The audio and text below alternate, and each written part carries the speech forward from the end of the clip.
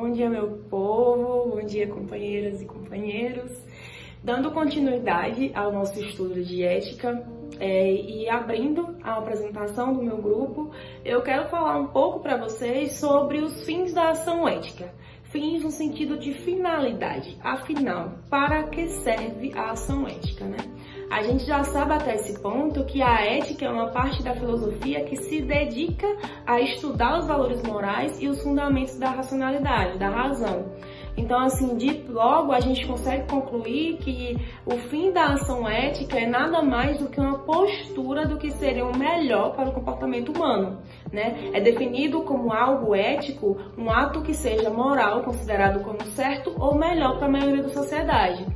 E por mais ideais que sejam esses comportamentos, eles vão vir sempre acompanhados de riscos, responsabilidades e consequências. É aqui que a gente fala sobre a liberdade da opção ética, que na verdade, por esse motivo, o homem ele tem a liberdade de escolher o seu modo de agir, sendo esse modo de agir ético ou aético, não ético, como preferirem.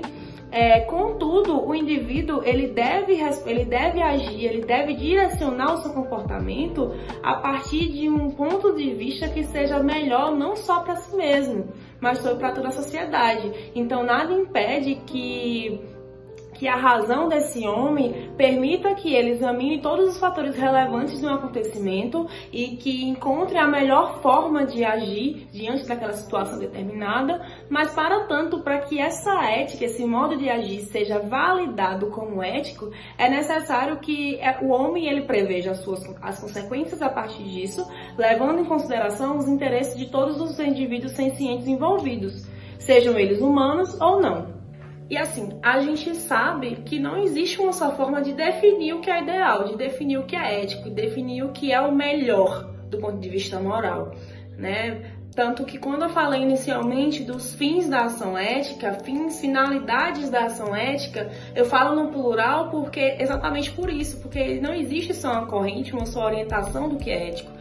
Mesmo assim, todas as correntes e orientações éticas, elas residem nessa ideia de orientação do comportamento humano para um melhor. A ética hedonista, ela vai me dizer que a finalidade da ética reside no prazer. A ética eudemônica já me diz que a finalidade da ética reside na felicidade.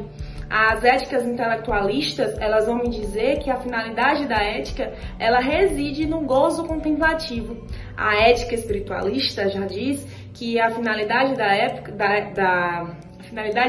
na verdade, ela reside em uma ideia futura baseada em forças e instituições religiosas para graças e abundâncias depois da morte. A ética do dever, ela se baseia na ideia do ato moral em si e por si, que não tem uma finalidade. Então, assim, as doutrinas de forma geral, elas sempre vão divergir, não quanto à busca da ética, mas quanto ao conteúdo dessa busca. Não existe um só caminho para se pautar uma conduta ética, porque existem inúmeras valorações do que é melhor. O homem, mas o que a gente sabe, né, de forma geral, é que o homem ele sempre vai agir de forma a direcionar suas atitudes para o que é ético. O homem é ético por natureza. À medida em que o homem controla os seus atos, conduz as suas condutas, seleciona os seus comportamentos, prioriza as suas ações. Quando a gente fala que o homem é ético por natureza, o autor do livro até traz uma frase interessante, que ele diz que a ética caminha com o homem desde os seus titubeantes passos. Mas não quer dizer que a ética ela é imutável, que ela sempre foi da mesma forma desde os primórdios, desde que o homem passou a existir. Na verdade, ele quer dizer que a ética de hoje, a gente sabe, a ética de hoje não é a mesma ética de antes. A ética ela é mutável no tempo e no espaço, na cultura e na civilização. A consciência ética, na verdade, que cresce com o homem, que alarga-se, que expande-se, que fortalece-se na medida em que crescem as noções de autoconsciência e racionalidade do homem. Então, cumpre ressaltar que quando se diz que a ética nasce com o homem já nasce com um senso de ética inerente, né, na sua personalidade, não se está dizendo que essa ética é pronta, ela não vem algo pronto, algo 100% formado. Ou seja, à medida que o ser humano cresce e se compreende e se enxerga dentro das suas relações socioambientais, familiares, o processo da construção do eu também influencia no processo da construção da ética. Dessa forma, todo estudo da ética é extremamente importante para se compreender o processo histórico que desencadeou naquela forma de pensar e naquela forma de agir, porque o agir é ético. Então, todo estudo da sociedade, ele precisa perpassar pelo entendimento ético, a fim de se compreender os processos que levaram essa ética a ser tida como normal ou comum de determinada época. Isso significa que o processo de consciência do homem a respeito da sua ética não é individual. Não existe a minha ética exclusivamente. Mesmo que eu intitule dessa forma a minha ética, a minha forma de agir, a minha forma de pensar, quando eu digo isso, automaticamente eu estou revelando processos éticos, processos externos a mim que me influenciaram até essa ética. Então, por que eu penso assim?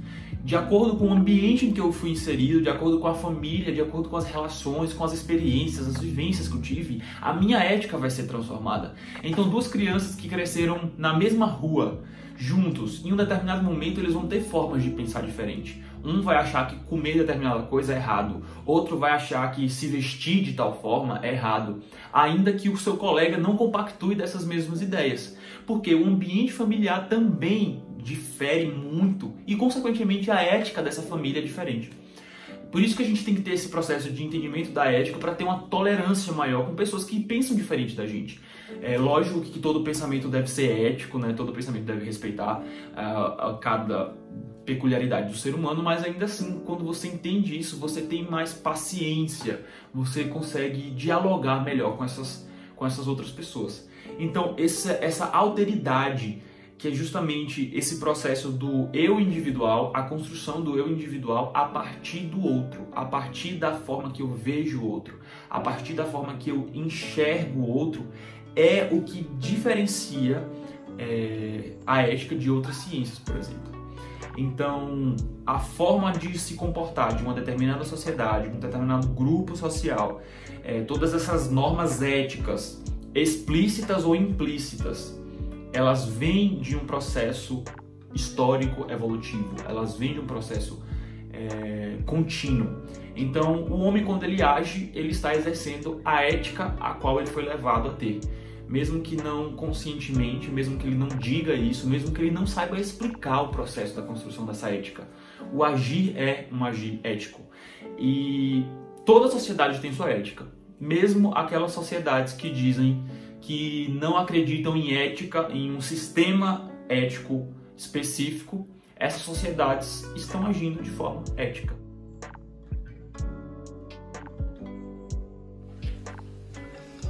O objeto é saber ética e as normas morais.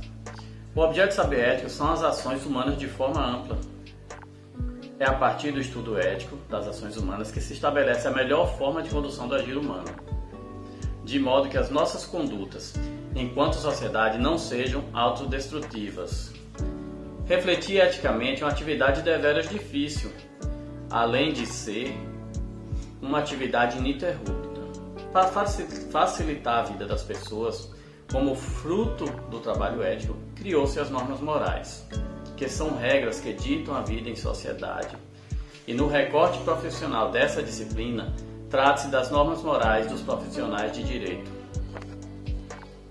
Tanto a ética como as normas morais têm por objetivo promover a vida harmônica em sociedade, ou seja, procura estabelecer formas de convivência saudáveis.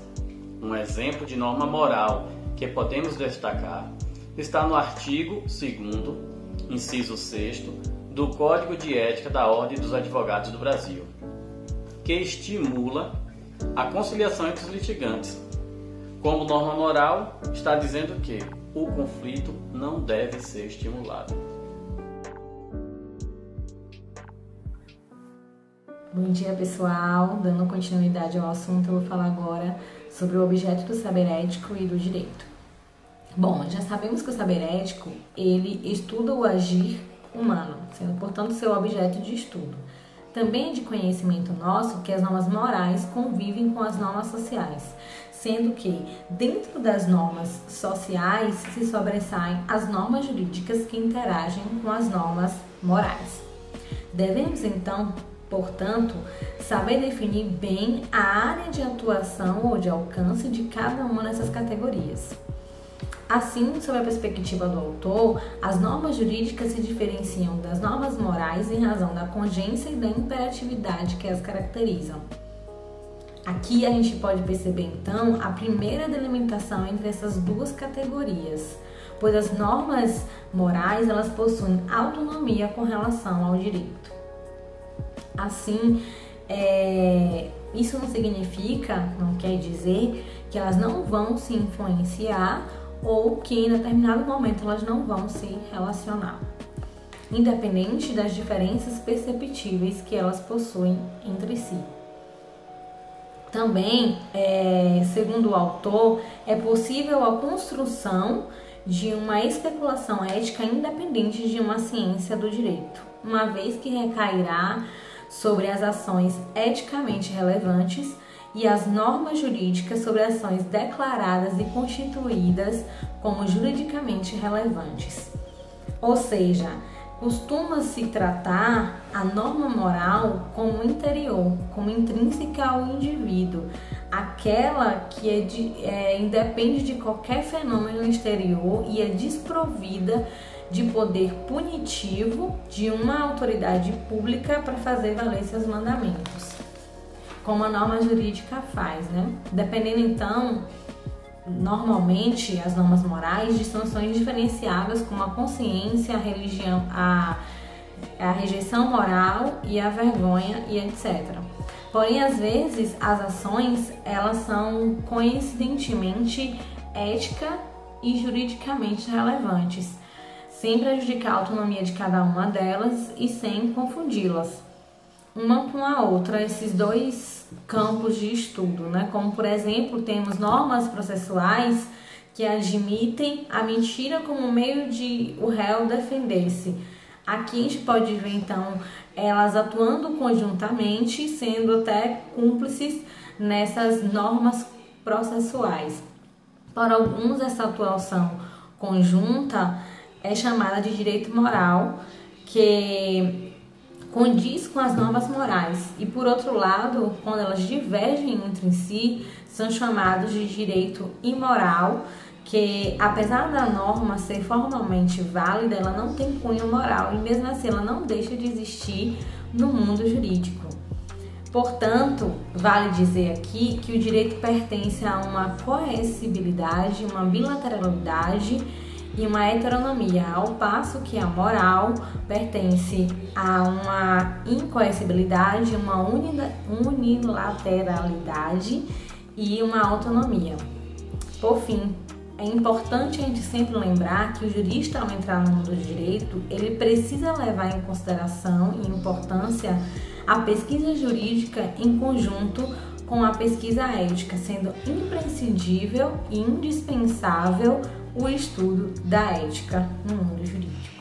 Muito obrigada.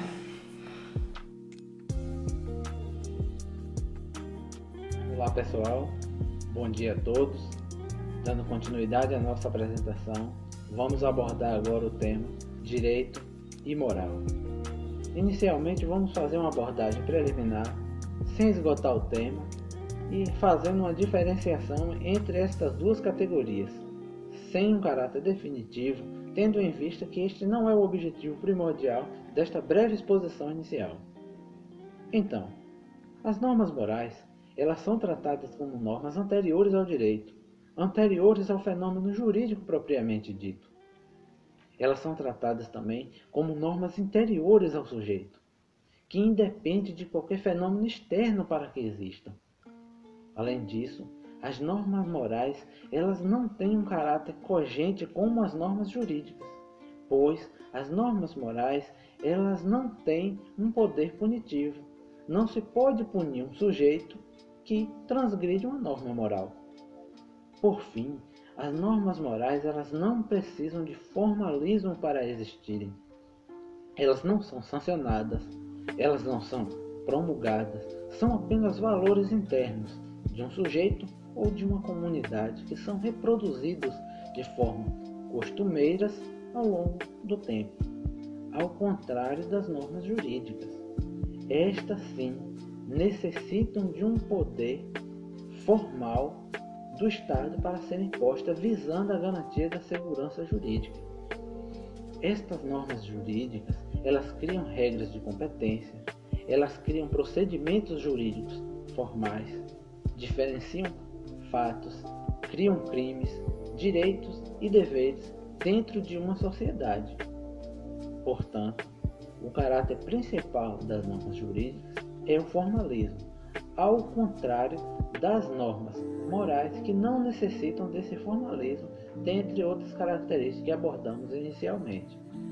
Desta forma, essas são características básicas para que possamos inicialmente entender direito e moral. Dando continuidade à fala do colega Isaac, em que ele trata sobre direito e moral, eu vou fazer uma breve diferenciação sobre o direito moral e o direito imoral. De acordo com o autor, o direito pode andar em consonância com a sociedade e pode andar em dissonância com a sociedade. No primeiro caso, é o direito moral, o direito que encontra força nas bases da sociedade, nos valores e crenças da sociedade. E no segundo caso, é o direito imoral. O direito moral faz sentido, justamente por por encontrar força nas bases da sociedade, na moral que a sociedade prega. E no segundo caso, o direito imoral não faz sentido, porque ele vai de encontro com tudo que a sociedade acredita, ou pelo menos uma grande parcela da sociedade impõe e acredita, mas ele não deixa de ser importante. Inclusive, o autor diz que ele é tão importante quanto o direito moral, porque ele é exigível, ele impõe sanções para quem não o obedece. Sendo assim, se faz necessário que a ética do direito exista e intervenha nesses embates da sociedade, nesses embates do que é moral e imoral, mas que são necessários porque a população acredita, porque a sociedade acredita, seja uma parte que acredita no que é moral, seja uma parte que acredita no que não é moral, no que é imoral, mas que existe uma responsabilidade com o outro, Então, nessa responsabilidade é que o direito, a ética se faz necessária, para que consiga resolver, esses embates que surgem, com o direito moral e imoral. Bom dia a todos, dando início ao tópico 6.1, que trata sobre as semelhanças e diferenças entre direito e moral. Bittar começa sua análise trazendo as características do direito. A primeira característica citada é a heteronomia, que significa que o direito é uma imposição a nós indivíduos. A segunda característica seria a coercibilidade, que é quando a norma jurídica não está sendo cumprida e, em última instância, se utiliza-se da força física e também de sanções para que possam ser cumpridas as normas. A terceira característica trazida por Bittar seria a bilateralidade. Essa se diferencia ainda mais da moral porque diz que a bilateralidade possui dois lados. No caso do direito, esses dois lados seriam o direito subjetivo e o dever jurídico. Logo em seguida, Bittar traz as características da moral. Ele fala que as características da moral são a unilateralidade, a autonomia e a incoercibilidade. Ou seja, a gente percebe que são totalmente opostos, são características opostas. Por isso que ele fala que tem diferença entre o direito e a moral. Apesar de suas diferenças, sabemos que o direito e a moral possuem uma tendência de andarem juntos. A partir do momento que você cumpre as normas, você pensa na sua moral. Então, isso faz com que tenha uma tendência de andar junto, mas nem sempre isso ocorre. Porque muitas vezes, o que para uma pessoa ou para toda a sociedade é imoral, o direito muitas vezes não regulamenta, não trata sobre isso. Então, temos como um exemplo, pensando assim, nas pessoas idosas, a gente cita o exemplo de, no caso, em um condomínio, uma idosa ser despejada. Apesar de que possa ser imoral para outras pessoas, pareça assim, nossa, meu Deus, tá despejando o idoso, e agora, o que vai ser dela? O direito não regulamenta isso, não vai intervir nisso, porque existe o direito de propriedade e de posse que não trata nada sobre isso, não vai poder regulamentar sobre isso, não vai poder impedir de que o dono do condomínio despeje aquela senhora. Então, é um problema, é uma forma de mostrar que o direito e a moral nem sempre estão juntos, possui essas diferenças, Bittar traz essas diferenças, e a gente encontra vários exemplos onde a gente percebe que eles tomam caminhos diferentes. Trazidas as diferenças entre o direito e a moral, Bittar traz a tese que corrobora com a demonstração de intimidade entre o direito e a moral. Primeiro ele cita a obrigação natural e traz como exemplo a dívida de jogo. Descrita no artigo 814 do Código Civil, apesar de ser uma obrigação puramente moral, ela não é exigível juridicamente. Então, apesar de solvida, ela não pode ser motivo de ação judicial, pois se trata de pedido impossível. Tem-se aí a absoluta indiferença do direito por um ato. O não pagamento de dívida decorrente de obrigação natural moralmente recriminável. Então, apesar de ser uma coisa que moralmente é recriminável, para o direito não tem nenhuma possibilidade de exigência, não é? O exemplo trazido por Bittar seria o incesto, que não é considerado crime no nosso ordenamento jurídico, inexistindo tipo penal específico para a apenação do agente. Não obstante, a indiferença legal sobre o assunto trata-se de um típico comportamento moralmente condenável. Fazer sexo com o próprio filho pela lei brasileira não é crime. No incesto, se ambos são maiores de idade e o ato está sendo praticado sem ameaça ou sob violência, é permitido pela lei brasileira, ainda que seja um tabu no pensamento da sociedade e quando se trata sobre a moral e também os ensinamentos religiosos. Então, temos aí uma diferenciação entre o que direito considera como crime e o que moralmente para a sociedade é crime. Oi, colegas, bom dia. Dando continuidade a esse tema que Joyce já iniciou aí, falando sobre a relação, a semelhança, a diferença entre o direito e a moral. Temos outro exemplo aí, o princípio da moralidade pública expresso no artigo 37 da Constituição Federal, que depois vocês podem ler aí, comprovando a relevância do princípio moral para a organização, a manutenção e a credibilidade do serviço público. Então a gente percebe aí que a própria Constituição Federal ela se preocupou com isso. Aí percebemos então também que as condutas moralmente recomendadas, esperadas pelas pessoas, ela tornou-se juridicamente exigível no funcionalismo público.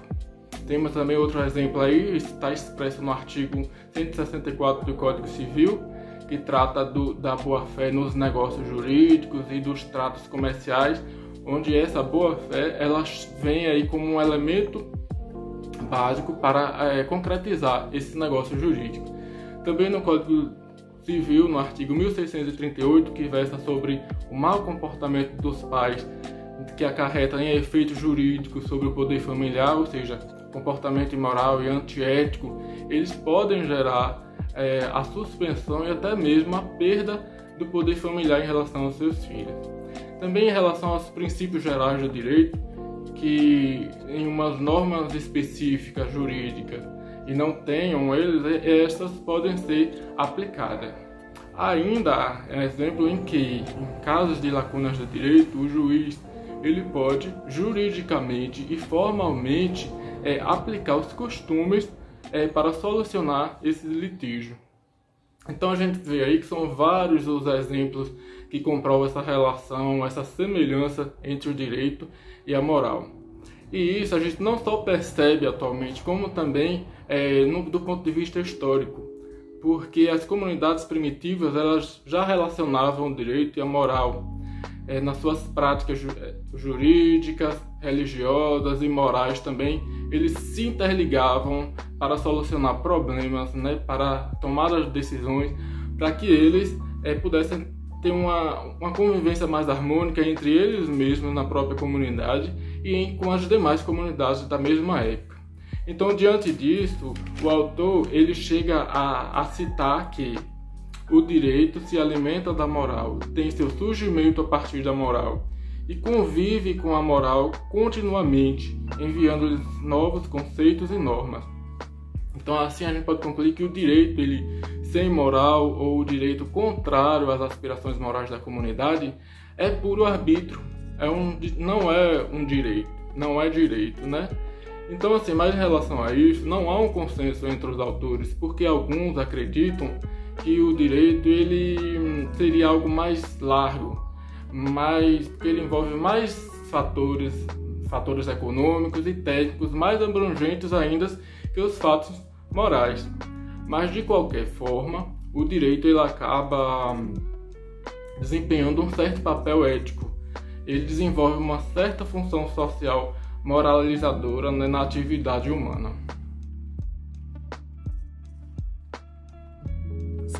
Chegamos no momento no qual o autor ele fala sobre os mecanismos de proteção de direitos.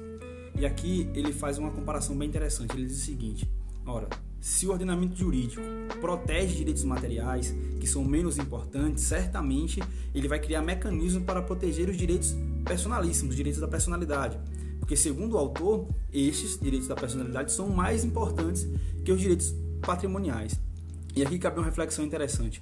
Será que o ordenamento jurídico realmente protege mais direitos personalíssimos, direitos da personalidade, como direito à honra, à intimidade, à imagem, do que os direitos patrimoniais? Eu acredito que essa é uma reflexão interessante. Mas aí o autor ele segue nessa perspectiva e ele fala que os direitos da personalidade, os direitos personalíssimos, eles estão relacionados a uma escala de valores. Uma escala de valores que é exercida em sociedade e, portanto, a própria sociedade deve criar mecanismos para proteger essa escala de valores. Mas, inevitavelmente, esses valores podem ser violados. Portanto, deve haver formas de reparação. E aí ele dá destaque à superação que existe hoje da impossibilidade de se calcular de forma material um dano causado à moral. Que é exatamente isso, né, que nós vivenciamos em várias esferas do direito, que é a reparação do dano moral provocado. E essa superação ela é de extrema importância, uma vez que a violação de direitos morais é percebida em vários ramos do direito. Nós temos relações trabalhistas, relações de consumo e, em diversas formas, no meio social, direitos à imagem, direitos relacionados à personalidade são o tempo todo afrontados. E aqui ele dá pelo menos 3 características bem interessantes a essa proteção. Na verdade, 2 características à proteção e uma característica ao direito personalíssimo, aos direitos da personalidade. Ele fala que a proteção é ampla e restrita e que direitos da personalidade são absolutos, não se permitindo interferência, dominação, manipulação ou incidência de ação ou omissão, seja por particulares ou pelo Estado. Uma vez que os direitos da personalidade, segundo o autor, são relacionados à própria natureza humana. O fundamento legal que ele apresenta para essa afirmação é extraída da Constituição, artigo 5º, inciso 10. Diz o seguinte: são invioláveis a intimidade, a vida privada, a honra, a imagem das pessoas, assegurado o direito à indenização pelo dano material ou moral decorrente da sua violação. Portanto, eu deixo a fala para o nosso próximo colega, que vai dar continuidade a essa reflexão. Bom dia, pessoal. Eu vou falar do entrelaçamento entre direito e moral e da reparação civil por dano moral. No capítulo 6.2 dessa obra, o autor deixa clara a proximidade que existe entre direito e ética. Como é que ele deixa clara essa proximidade? Quando ele compara as práticas éticas com as práticas jurídicas, através de institutos que regulam, ou seja, que protegem a moralidade e a personalidade humanas. Ou seja, como a reparação civil por dano moral é um exemplo. Nesse Nesse item, por exemplo, o autor também deixa claro a afinidade que existe entre a norma jurídica e a norma ética. O autor também vai detalhar para nós que a afinidade que existe, a relação que existe entre a norma jurídica e a norma moral.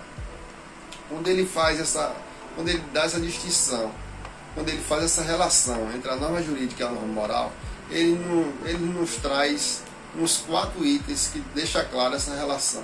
Por exemplo, quando ele diz que a norma jurídica ela é moralizadora da sociedade, ele vai trazer a norma jurídica para a proteção da sociedade, ou seja, através de condutas lesivas da sociedade, você tem uma norma por trás que protege essa conduta, sejam normas punitivas, sejam normas premiais. No item 2, ele vai dizer a norma jurídica como proteção da intimidade da pessoa, ou seja, a norma jurídica vai proteger a intimidade do cidadão, ou seja, através da honra subjetiva, a honra objetiva, ou seja, através da autoestima do cidadão, a proteção da autoestima do cidadão. No capítulo 3, ele vai trazer a norma jurídica como proteção do próprio conteúdo da norma jurídica, ou seja, o autor aqui deixa claro que tem condutas que são indenizáveis quando provocadas justamente por uma outra pessoa. No item 4, por exemplo, ele vai dizer da norma jurídica como proteção dos meandros da humanidade, dos meandros da personalidade, ou seja, norma jurídica como um viés de regular esse meandro da personalidade para que não haja esse desvio no meio da formação do caráter do cidadão. E assim nós podemos fechar o raciocínio que existe proteção material e existe proteção personalíssima. A proteção material vai proteger o patrimônio do cidadão, ou seja, vai proteger o dinheiro, vai proteger o imóvel. Na proteção personalíssima, vai proteger a honra, vai proteger a imagem, vai proteger o íntimo do cidadão. Ou seja, fechando esse raciocínio, o autor deixa claro a proximidade e que as normas elas corroboram entre si, uma auxiliando a outra. Bom dia, professor, bom dia, turma. Dando sequência aqui ao trabalho de nossa equipe, o item 6.2, entrelaçamento entre direito e moral, a reparação civil por danos morais, página 6667. São requisitos fundamentais para a criação do dever de indenizar em caso de ofensa a atributos personalíssimos, ação injusta, nexo causal e dano. E são causas excludentes do dever de indenizar, culpa exclusiva da vítima, caso fortuito, força maior, estado de necessidade, legítima defesa, exercício regular de direito por parte do agente, que são temas que nós já estudamos aí exaustivamente em disciplinas passadas. O infrator é obrigado a ressarcir o dano moral causado por meio de bem material. Desta forma, o ordenamento contribui para a proteção da sociedade, pois a perda dos direitos inibe as pessoas física ou jurídica a continuar ofendendo a moral tanto no espectro público quanto privado, quanto no espectro privado individual, Ou seja, público social, eu diria público social porque existe uma moral pública também, e aí já fazendo uma leitura mais ampla do livro, e no espectro privado individual, porque o privado pode ser também um grupo de pessoas, e individual pode ser só uma pessoa. Bem, aqui eu faço uma crítica, eu não sei se seria uma crítica, mas uma avaliação mais abrangente. Aqui eu vejo que a tentativa de codificação da moral, de certa forma, o autor ele não trabalha muito bem isso, a não ser nas notas de rodapé, que eu acredito que são até muito explicativas e até mais, em alguns casos aqui que eu pude observar, com uma profundidade maior do que o próprio texto do livro. E eu vejo uma tentativa de codificação da moral, ao equipará-la pela ótica do valor financeiro, pois este viés capitalista da moral acaba por hierarquizar de tal forma que o infrator que tem mais poder econômico pode infringir deliberadamente a moral por uma simples métrica financeira. Outro elemento subjetivo da moral é que as pessoas que não têm suporte financeiro tendem a ver a moral como um patrimônio a ser preservado e uma reparação pecuniária não seria suficiente para compensar o sofrimento imposto por infrator. Nesse sentido, eu acredito que a moral tem pesos diferentes entre as pessoas. Apesar de que você pode ser ofendido da mesma forma por um mesmo ato, pessoas podem sentir de forma diferente. E essa hierarquização da sociedade, ela acaba por infligir um sofrimento maior para aquelas pessoas que, por não terem uma viabilidade financeira, uma condição financeira de se inserir melhor na sociedade pelo viés econômico, ela se insere pelo viés moral. E a moral lhe permite fazer parte daquele grupo social. A partir do momento que a sua moral é atingida, ela, de certa forma, é excluída do grupo, ou ela é limitada nas suas ações dentro do grupo. E esse valor pecuniário imposto pelo direito, pela legislação, pelo nosso ordenamento, e essa capacidade do juiz que tem de atribuir esse valor pecuniário a determinadas causas, eu acho que, de certa forma, é uma limitação à inibição da infração moral. E, recentemente, a gente viu várias vezes que os juízes, a magistratura, eles estão sendo forçados a reduzir as condenações por infração por dano moral, né? E isso acho que é um prejuízo nesse sentido. Vai aí a minha contribuição. Obrigado a todos aí, tenham um bom dia. Não discriminar, não ofender, não injuriar, não matar, não julgar, não acusar injustamente, não causar sofrimento desnecessário. Embora presentes no ordenamento jurídico, são também, antes mesmo de serem jurídicos, princípios morais. Nessa esfera, é perceptível que a diferença entre o mundo das normas jurídicas e o das normas morais não está no conteúdo prescritivo, mas na forma de coibir e na força dessas mesmas. Assim, não obstante a importância como instituto jurídico, o dano moral não possui uma prefixação legal. Portanto, será aferida e fixada prudencialmente pela autoridade judiciária, caso a caso, tendo em vista principalmente a repercussão do fato, a gravidade do fato, capacidade patrimonial do sujeito lesante. Para além, na indenização como forma de compensação pelos danos havidos pelo lesado, procede-se à majoração proposital na quantificação do dano moral em desfavor do lesante, e isso como forma de inibição desse tipo de atentado à personalidade humana. A majoração serve para desestimular novos atentados a serem perpetrados no futuro. Aqui cabe uma retrospectiva quanto à Constituição de 1988, que veio trazer entre seus dispositivos a garantia expressa de que toda e qualquer ofensa à esfera moral do indivíduo há de ser indenizada a título de danos morais. Isto porque a Constituição Federal preconizou total amparo a seu princípio base, a dignidade da pessoa humana. E, sendo assim, estipulou que todo ato ofensor à órbita moral de todos os cidadãos em território brasileiro fosse devidamente reparado. A lei maior tutela ainda primariamente o instituto do dano moral, ao passo que em seu artigo 5º o faz expressamente, garantindo inclusive a indenização como forma de sanção para o agente que praticar o evento danoso. Neste dispositivo há claramente a intenção do legislador em atender ao anseio social de se garantir a devida reparação à esfera moral do indivíduo. No Brasil, o dano moral concretizou-se tão somente após enunciar-se o Instituto no texto constitucional de 1988, que lançou no rol dos direitos do cidadão brasileiro o direito à indenização por dano moral. Ratificou-se ainda na legislação infraconstitucional mencionado direito através dos dispositivos presentes no Código Civil de 2002. Todavia, anteriormente a essas legislações citadas, não era pacífico o entendimento acerca da indenização por dano moral, que causava conflitos e sofria resistência nos tribunais. Todavia, cabe lembrar que o Instituto da Responsabilidade Civil está, desde os primórdios da sociedade, vinculado ao direito, ainda que de forma primitiva e inaugural, podendo-se, portanto, considerar a sociedade babilônica com o Código de Hammurabi como uma das bases para este instituto, de grande notoriedade no âmbito jurídico atual. E depois, a sociedade romana evoluiu cronologicamente, principalmente da lei das 12 tábuas até a lei Áquila.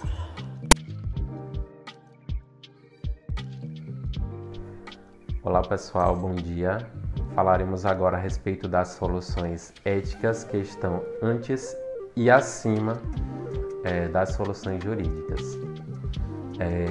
Segundo o autor, as soluções para os conflitos oriundos do desentendimento humano podem dar-se tanto por força da ética como por força do direito. E é certo que o direito intervém para pacificar as relações humanas, recorrendo até a sanções e a penas em virtude, segundo o autor, dessa inabilidade do ser humano para lidar com ética nos conflitos. A solução jurídica dada a cada caso, via de regra, ela pressupõe um julgamento de um terceiro, de uma terceira pessoa que irá impor a sua vontade às partes envolvidas. Pressupõe também a autoridade dessa terceira pessoa na decisão por ela proferida, além de toda uma movimentação do aparelho estatal para a resolução desse conflito, gerando ônus para as duas partes, além de um desgaste emocional e da delonga do tempo para o encerramento desse litígio. A solução ética, por sua vez, ela representa o avesso da solução jurídica, Ela vai pressupor que a decisão se origine entre as próprias partes envolvidas e que ela seja alcançada através da comunicação e da interação do consenso entre essas partes, deixando de lado a autoridade que existia na solução jurídica, deixando de lado também o custo e a demora no processo. Então, isso perpassa pela consciência ética do pré-jurídico, não sendo necessário recorrer ao legislador nem ao juiz para resolver essa demanda entre essas partes. Bom dia, eu sou Wagner e vou dar continuidade à fala de Marinaldo. E o que ele falou ficou evidenciado e nos indica que a solução ética é e deve ser supervalorizada, sobrevalorizada. Quando se diz que a solução ética é anterior à jurídica, quer dizer que ela pode evitar que se recorra à justiça institucional e formal. Quando se diz que a solução ética está acima da solução jurídica, é porque recorrer à ética é dar efetividade à mais nobre capacidade humana, que é a de conciliar interesses divergentes. E que nós devemos abolir certos tipos de comportamentos que só causam um entrave à resolução pacífica. E que devemos valorizar alguns princípios importantes, que são o princípio da não violência, o princípio da não intolerância, o princípio da não discriminação, dentre outros princípios. Olá, eu sou Camila e vou dar continuidade ao que o nosso colega Wagner estava falando. O que pretende-se, na verdade, é dar maior sentido e significado à transação consensual no lugar da sentença judicial. Então, desta forma, nós teríamos a dignidade humana no lugar da ação de reparação civil por danos morais, o equilíbrio contratual no lugar da rescisão judicial de contrato, a tolerância racial no lugar do processo judicial, no processo criminal de racismo. A gente teria a honestidade no exercício do cargo público, ao invés de um impeachment no governo.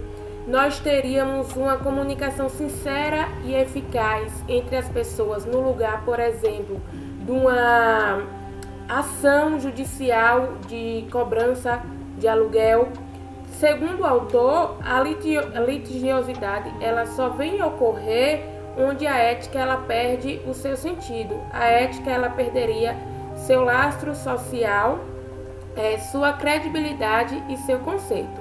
Quando a gente opta por tomar decisões pautadas na ética, a gente está evitando usar o recurso do direito. Bom dia, colegas, bom dia, professor. Eu e a colega Beatriz trataremos acerca do tópico moral, justiça e direito. Inicialmente, o autor ele ressalta a importância de se questionar acerca do posicionamento da moral, da justiça e do direito.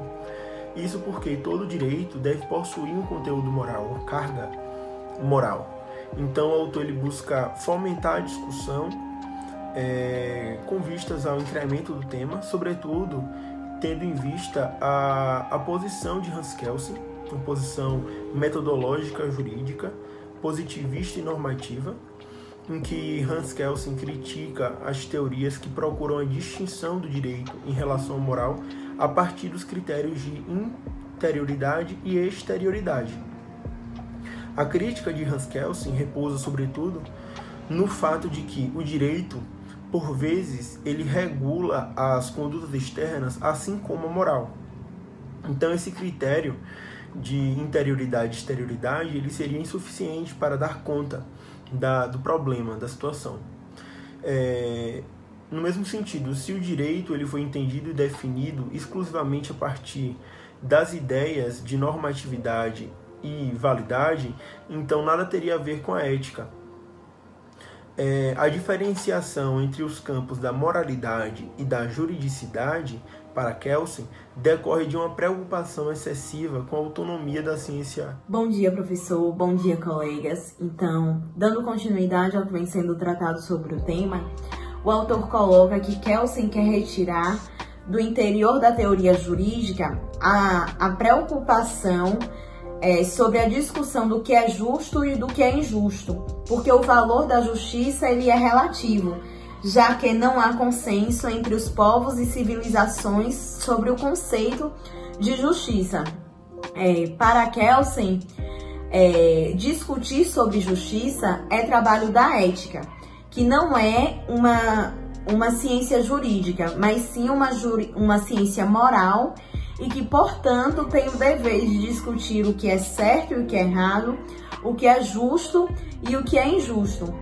Ele coloca, inclusive, que não significa dizer que Kelsen não esteja preocupado em discutir o que é justiça, mas que é justiça ou a concepção desse valor, mas que essa discussão deve estar voltada dentro do campo da ética e que a discussão tratada na teoria pura do direito é uma teoria acerca do direito positivado. Então, essas são as nossas considerações sobre o tema. Agradeço pela atenção de todos e tenham um bom dia.